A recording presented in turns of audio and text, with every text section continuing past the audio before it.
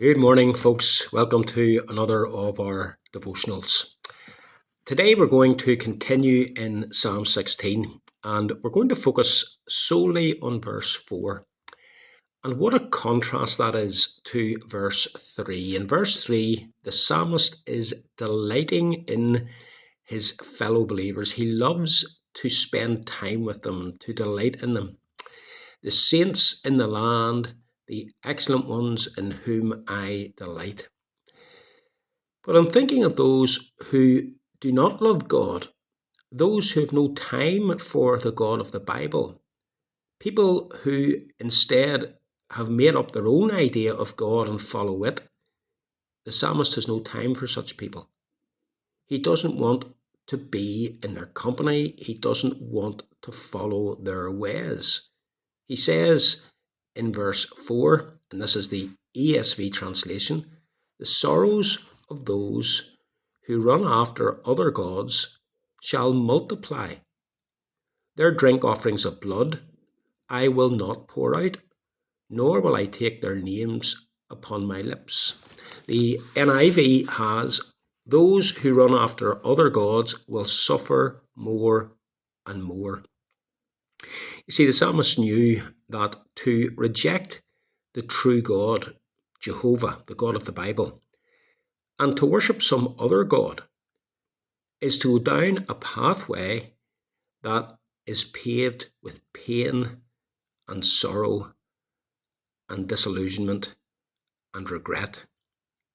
To reject Jehovah is to reject the only true God there is.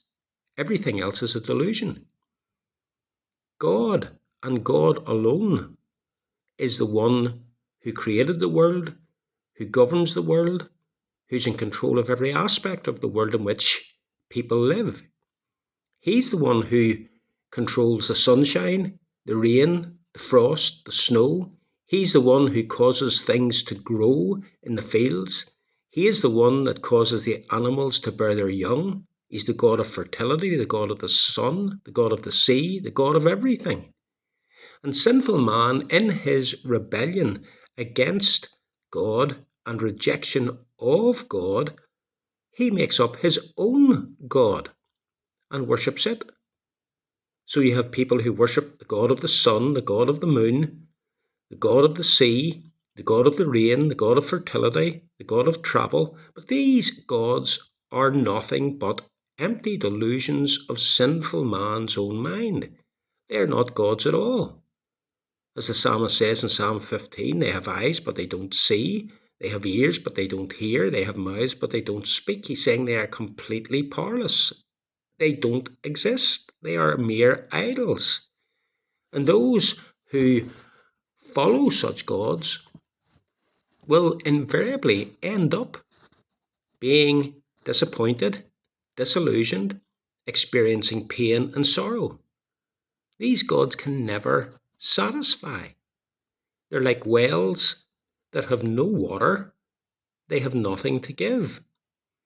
That's why Solomon would later write in the book of Proverbs, the way of the transgressor is hard. That's an echo of what David writes here in Psalm 16. The sorrows of those who run after other gods shall multiply. Think about it. Does the drug addict find satisfaction and fulfillment following the god of drugs that he serves and to whom he bows down? No, he's nothing but sorrow and pain and disillusionment.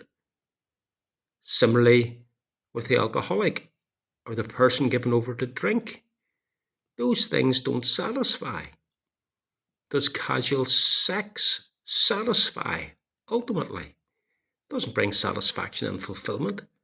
It brings emptiness, pain, sorrow, loss.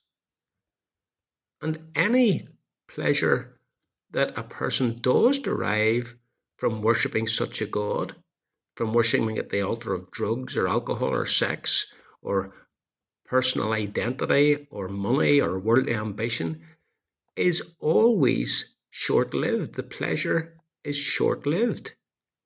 And it leads only ultimately to sorrow, disillusionment, pain, dissatisfaction. So many people following these gods. The psalmist says, "Their drink offerings of blood I will not pour out, or take their names upon my lips." This is a difficult sentence in the original Hebrew to translate. If we take the ESV translation as being correct, what the psalmist is saying is this: I will not follow their practices. I will not be joining with them in bowing down to their gods. The drink offerings of blood that they are offering, I will not pour out. Those gods whose names they are taking upon their lips, I will not take their names upon my lips. I want nothing to do with them. I won't be taking any of this God's way of living into my life. I won't be seeking nor promoting such a way of life that ultimately brings only sorrow. My delight is in the saints and in the God whom together with them I serve. Over this Christmas season, you're going to see people out laughing and joyous and happy with their drink and their drugs and their casual attitude to morals. It's an empty delusion. Ultimately, following such gods brings sorrow, more and more sorrow, pain, unhappiness. It is only those who are worshipping and following and loving the true and living God who know true satisfaction and joy. And that's what we as Christians have. And those who follow other gods, whatever passing satisfaction that they get from life, it'll come falling down on top of them when life comes to an end. And then they will know terrible sorrow for eternity. Let us give thanks to God that as God's people, that's not our destiny. May God be with you, and may God help you and bless you in all that you do today.